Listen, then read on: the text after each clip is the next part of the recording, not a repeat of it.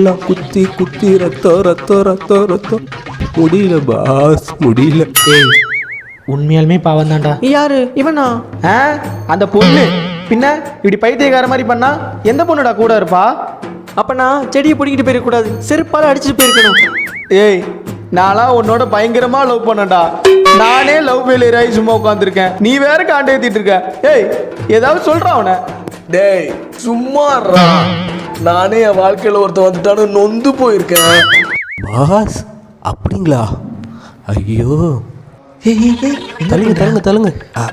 ஐயோ உண்மையாவா? ஏய் என்னடா மேல காமெடியா? சீ கருமம்.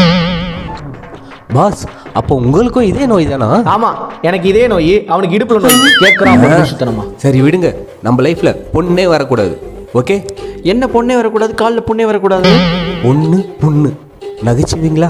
அவன் மட்டும் சொன்னா அப்ப மட்டும் அமைதியா இருந்த. இந்த நிலைமையில நமக்கு நகைச்சுவை தேவையா?